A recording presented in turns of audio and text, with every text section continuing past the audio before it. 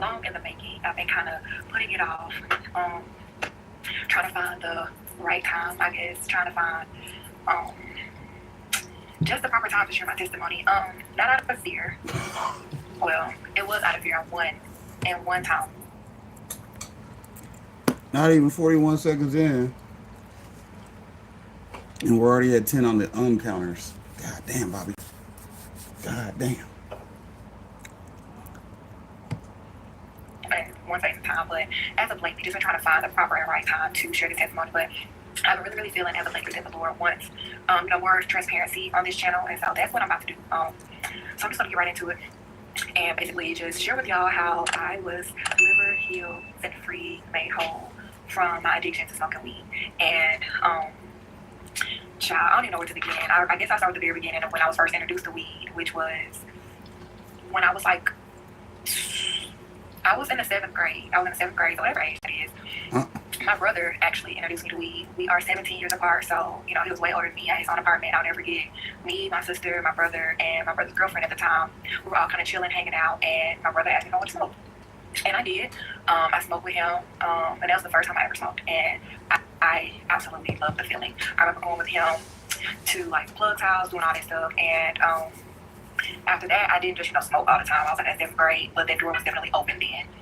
And so I would probably say, shortly after that, I became friends with people in my neighborhood, which I really didn't have many friends in my neighborhood because I went to school across town, and I lived on the west side of town.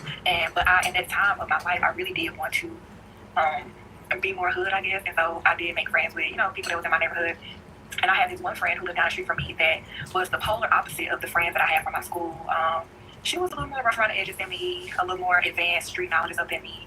But I liked that stuff. I liked it, and I wanted to know more about it. And so her and I began to hang out. And my mom was really not for it. But my dad was like, it's okay, like, let her hang out with some people in the neighborhood, because my dad grew up in the neighborhood too, so he wanted me to kind of be well first. And so they started letting me go down to her house and hang out and stuff. And she was smoking down there and things like that. Her mama was really young and really chill. And so she really didn't too much care if it was boys over who was smoking. She didn't really care. And so, of course, I let her go down there, but my mama knew it was something up. Mama was always knowing. And so I'll never get the one and only time I ever just got caught smoking was that one time I went down to her house and I had smoked or whatever, and then I was trying to spend the night because I didn't want to go home smelling like weed. But my parents were like, no, we're coming to get you. And so I sprayed a whole bunch of cologne on me, y'all, male cologne and that. And so when I got in the car, of course, my folks, they not green. And it was like, you been smoking? Like, and so I'm like arguing with them, like, no, I haven't, but I had.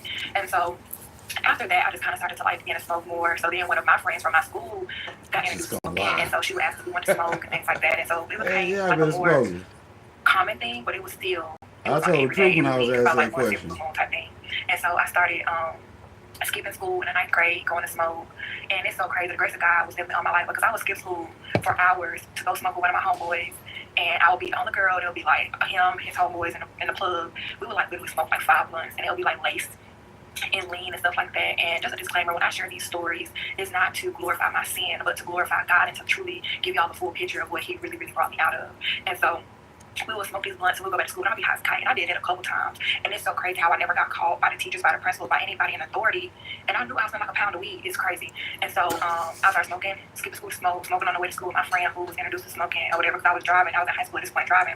I was having people come meet me at my house to smoke. But this time I would never buy weed. I would kind of just smoke with people who had it. And so fast forward to like my latter years in high school, smoking became a little bit more frequent because, like I said, I had a friend who smoked, so it started to get easier for us to get weed. And so we were smoking things like that. But I really think that the shift happened once I got to college. Now, once I got to college, I began my pursuit of my former sorority. If you haven't already checked out my denouncing video, definitely go check it out. But I used to be AKA, and in my pursuit of joining that sorority in my pledging days, the underground days, or whatever you want to call it, one of my former profites, who was really like one of the main ones pledging me, she would have me go buy weed for her. And so her and I, we kind of connected because we were in this mentorship program together. And so I skipped a lot because the Lord has brought back to my mind. And even before that, like I did begin to smoke a lot more in my senior year in high school. My senior year in high school, I began to smoke a whole lot more.